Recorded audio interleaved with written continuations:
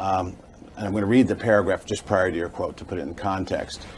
Patsy, who was naturally right-handed, was asked if she could write with her left hand. Quote, "Can I write with my left hand?" she said, pondering the question. A smile crossed her face, and she replied, quote, "I can, but not very well," unquote.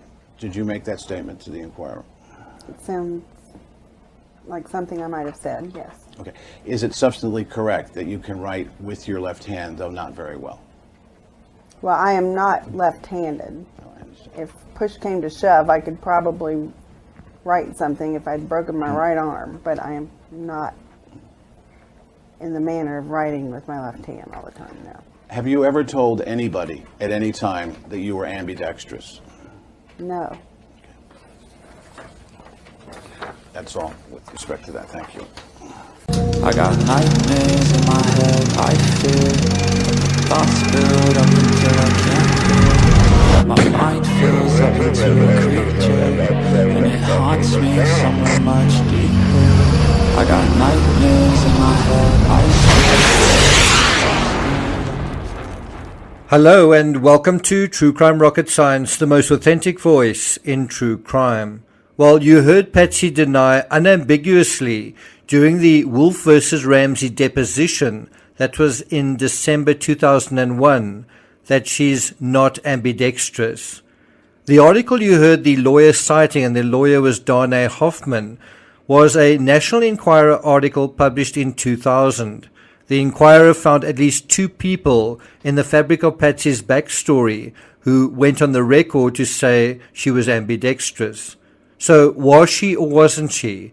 Who is telling the truth? You just have to make up your own damn mind to either accept what I'm going to tell you or reject it.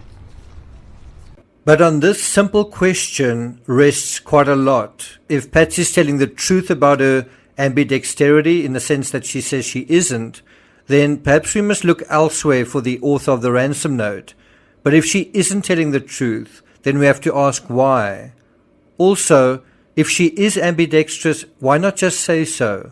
In this analysis, we're going to look at who the 2 individuals were who said what they said, and we're going to decide, like the grand jury had to, whether we should believe them or whether we should believe Patsy. And then we also need to ask, does the ambidextrous thing really matter in this case? I mean, if you boil this entire case down to a handwritten note, you say the John Benet Ramsey case sort of boils down to a 2.5-page note that must have been written by someone connected to the events. John Benet Ramsey, handwritten note. And the handwritten note is the key to solving it. And then despite this almost orgy of evidence, 2.5 pages known as the War and Peace of ransom notes, despite all of this evidence, there's this ongoing difficulty to match the handwriting to anyone. With that, you have this matter of one potential writer of it being ambidextrous, and it was only being openly talked about 3 and 4 years later. Is that significant? What do you think? Do you think it is? Before we get to that, if you haven't subscribed to the channel, please do. If you're enjoying this episode, please like, share, leave a comment. You can also hit the thanks button, and let's get started. Now, I want to start off by showing you the official entry form into a pageant that Patsy Ramsey wrote 8 days prior to the incident. And I suppose you could say Patsy probably wrote this with her right hand. But the important thing to note here is the size of the handwriting, the shape of the handwriting, right? To some extent, the spacing. And then in a basic way, does that look similar to the writing on the ransom note? Now we're going to deal with a transcript from Court TV dated October 25th, 2000. And this television broadcast basically followed kind of a breaking news blockbuster expose that appeared in the National Enquirer. And so I'm going to really just read the transcript to you guys. Jane Wallace, she's the reporter. She says, a new report in the National Enquirer claims the normally right-handed Patsy Ramsey is in reality ambidextrous and may have used her left hand to write that ransom note. Investigators have remained suspicious that while the ransom note didn't exactly match Patsy Ramsey's writing, it came pretty close. Here you see the inquirer's comparison of the note next to a pageant application the inquirer says was written 8 days before. And that's really important. Handwriting can change just as we change, and so they somehow found this entry form, and probably the entry form came from whichever pageant Patsy sent it to.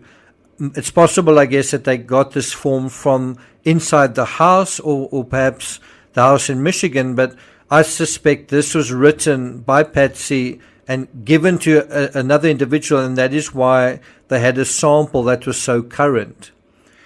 And so if you want to test handwriting, and that is the problem with Gary Oliver, it doesn't really help the fact that he starts writing letters in 2016. And so if you put me as an investigator onto Gary Oliver, in terms of this question of handwriting, my number one question would be, when was this written? And we know all his writing from jail was since 2016, so 20 years after what happened to John Bonet. And then the second question I would say is, well, do you have any samples of Gary Oliver's handwriting from 1996? And I think then you would have quite a simple situation. Anyway, let's go back to the transcript. Ted Widmer joins us to talk about it. He's the director and principal instructor of the International School of Handwriting Sciences in San Francisco. He's also the author of Crime and Penmanship.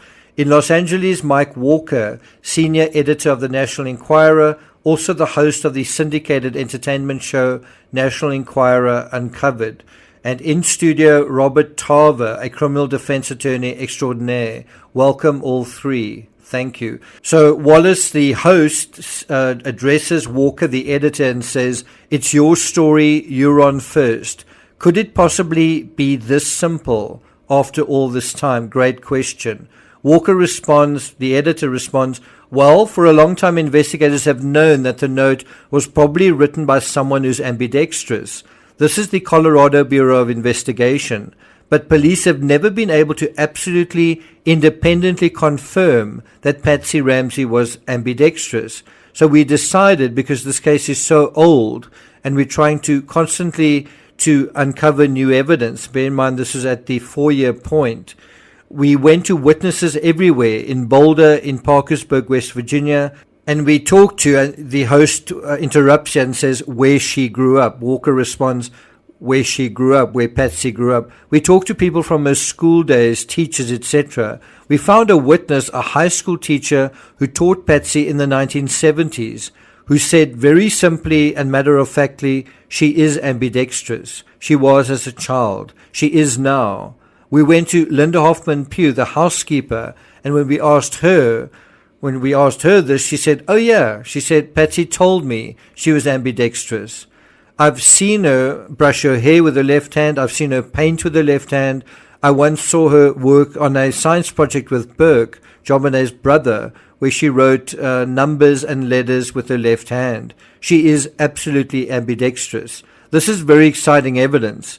As I'm sure Mr. Widmer, the handwriting expert, will tell you, if you look at the letter, the ransom note, the 2.5-page ransom note, you can see indications that this was written by a person who was using their non-dominant hand, the shaky handwriting. Wallace, the host, then interrupts and says, okay, let's take a peek. Mr. Widmer, if you would go along with us here, take a look at what is similar and what is not similar here, because my concern is that after all these years, the notoriety of the crime, the unsolved status of the crime, that at this point in time, you could get anybody, or you could get somebody to say, Patsy Ramsey is the ghost of Christmas past. I mean, you could find someone who just say just about anything along the line. So you tell me, how do you tell when something is written by and then I think she's going to say ambidextrous person. She says, someone who can write with both hands. Come on, how does anybody know that? Widmer then responds, well, actually, I'm not sure that you can say that it's possible to tell somebody who's ambidextrous. from at least a single sample of the handwriting. It's also very difficult to say if somebody's either left-handed or right-handed who actually wrote the note. I think the main thing here is that this ransom note was written by a person who is trying to disguise their handwriting. A very interesting point. This ransom note was written by a person, in his opinion, who is trying to disguise their handwriting. Now, I think there are two ways of looking at that. Was someone, even with the hand they were using, trying to change their writing? Or was by merely the fact that you're writing with another hand, are you trying to disguise your handwriting, or is it both? The host then says, not to mention the language in it. Come on. What type of criminal ever writes Mr. Ramsey? Listen carefully, exclamation point. Widmer says, I agree. Actually, I have some thoughts on the fact of how it was written, the words that were written, and so forth, because it's very difficult to believe a mother could actually write those words, even though I always felt that the note was dictated, though I can't tell you exactly why. It's more of a feeling from the 40 years I've been doing document examination. So if we pause there and we say, maybe he's right, that it is difficult to believe that Patsy, or if just any mother who is emotional and hysterical, would know what to write. Well, isn't the way around that somebody else did know what to say and it was dictated, and that person was then using the fact that Patsy was ambidextrous?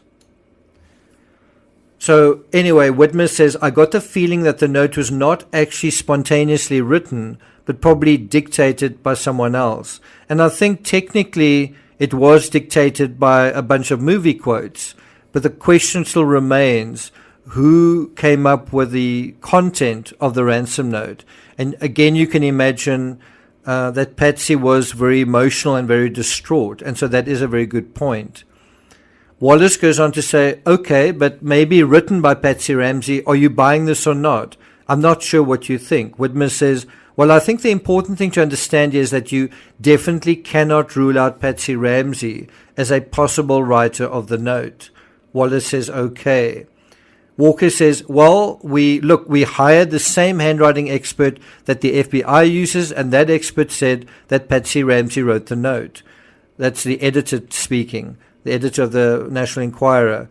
He goes on to say, the investigators at Chet Ubowski, who's the chief investigator for the California Bureau of Investigation, I think he means Colorado, was quoted in the recent book by the investigator who quit the case, saying, I believe she wrote the note. I'm not going to take it further than that, except to point out that John Douglas, the ex-FBI profiler who John Ramsey hired to investigate the case, he also said that he just couldn't believe that someone like Patsy could write a note knowing what had happened to her child.